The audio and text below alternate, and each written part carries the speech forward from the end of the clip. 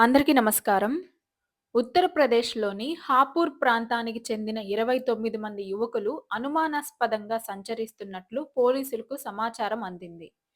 వారిని అదుపులోకి తీసుకొని మొబైల్ ఫోన్లు పరిశీలించగా పోలీసులు షాక్‌కు గురయ్యారు. వారి ఫోన్‌లో సాధారణ ఫోటోలు కాకుండా కేవలం ఆలయ మార్గాలు, ప్రవేశ ద్వారాలు, బయటకు వెళ్ళే మార్గాలు, బాత్రూమ్‌లు, ప్రార్థనా ప్రాంతాలు, జనసంచారం ఎక్కువగా ఉండే చోట్లు ఇలా వీటి పూర్తి మ్యాప్ లాంటి వివరాలు మాత్రమే ఉన్నాయి. ఈ సమాచారం అంతా కూడా కేవలం రాజస్థాన్‌లోని ప్రసిద్ధ పుణ్యక్షేత్రమైన ఖాటూ శ్యామ్ మందిర్‌కి చెందినది. ఖాటూ శ్యామ్ మందిర్ అంటే మహాభారత యుద్ధంలో భీముడి మనవడు మరియు ఘటోత్కచుని కుమారుడైన బార్బరీకుడికి సంబంధించినది ఈ ఆలయం. బార్బరీకుడు మహాభారత కాలానికి చెందిన గొప్ప వీరుడు. అతడు తన దగ్గర ఉన్న అత్యంత శక్తివంతమైన 3 బాణాలను, అలాగే తన శిరస్సును శ్రీకృష్ణుడికి దానం చేశాడు. దాంతో శ్రీకృష్ణుడు అతనికి తన రూపాన్ని ఇచ్చి కలియుగంలో శామ్‌గా పూజింపబడతావని వరమిచ్చాడు. ఆ ఆలయమే ఇది.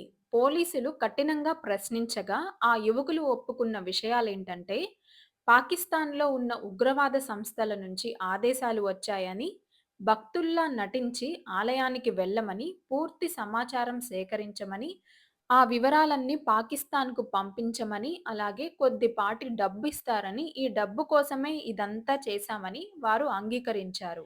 నిందితుల వివరాలు చూస్తే ఈ కుట్రలో మొత్తం 28 మంది ఉన్నట్లు తెలిసింది. వారిలో 6గురు ప్రధాన పాత్రధారులు. మరికొందరు పరారీలో ఉన్నారు. వారి కోసం పోలీసులు గాలిస్తున్నారు.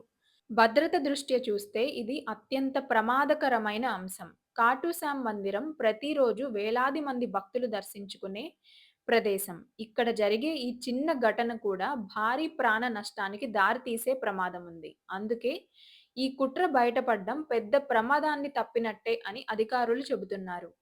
దేశ భద్రతకు ముప్పు ఎప్పుడూ బయట నుంచి రాదు. మన మధ్యలోనే కొందరు డబ్బు కోసం, మతం కోసం, ద్వేషం కోసం దేశాన్ని అమ్ముకునే స్థాయికి దిగజారడం మరింత ప్రమాదకరం. భక్తి పేరుతో వచ్చే ప్రతి ఒక్కరూ భక్తులే అనుకోవడం కష్టం.